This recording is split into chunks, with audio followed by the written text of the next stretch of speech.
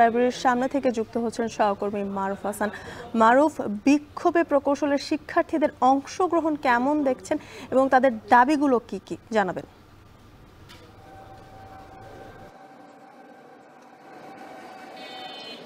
জ্যোতিকা, কিছুক্ষণ আগেই রাজশাহী প্রকৌশল ও প্রযুক্তি বিশ্ববিদ্যালয় সেন্ট্রাল লাইব্রেরি থেকে সামনে থেকে কিন্তু একটি বিশাল আকারের বিক্ষোভ মিছিল রুয়েটের শিক্ষার্থীরা বের করেছেন। এখানে তাদের যে দাবি, সেই দাবিগুলো আগে থেকেই ছিল। মূলত 3টি দাবি নিয়ে তারা মূলত তাদের এই আজকের বিক্ষোভ মিছিলটি চালনা করছেন এবং আমরা জানি যে গত বেশ কয়েকদিন ধরে তারা এই দাবি উত্থাপন করে আছেন। 3 দফার দাবির প্রথম দাবিটি হচ্ছে নবম গ্রেড সবার জন্য উন্মুক্তকরণ করতে হবে, যাতে সবাই পরীক্ষা দিয়ে সেখানে চাকরির সুবিধা পায়। পাশাপাশি ওইখানে যে ডিপ্লোমাদের কোটা আছে সেই কোটা বাতিল করতে হবে। দ্বিতীয় যে দাবিটি তাদের, সেটি হচ্ছে 10ম গ্রেডে সবার জন্য উন্মুক্ত করে দিতে হবে এবং শেষে আরেকটি তৃতীয় দফা যে দাবিটি, সেটি হচ্ছে শুধুমাত্র বিএসসি ইঞ্জিনিয়ারিং ছাড়া কেউ ইঞ্জিনিয়ার শব্দটি ব্যবহার করতে পারবে না, এমনটিও কিন্তু তারা দাবি উত্থাপন করছেন। পাশাপাশি আপনি জানেন যে বেবজার গাড়ি চালককে এখানে কিন্তু উপ সহকারী প্রকৌশলী পদে পদোন্নতি দেওয়া হয়েছে।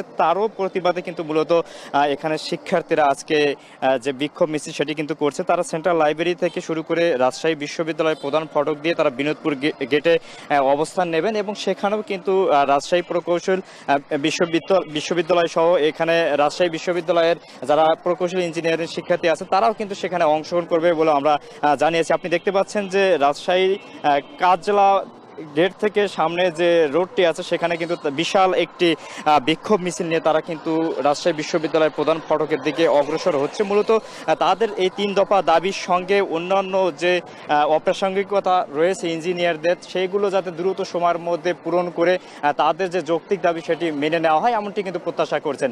জ্যোতিকা, এই ছিল আমার কাছে রাজশাহী রুয়েটের বিক্ষোভ মিছিল থেকে সবশেষ তথ্য।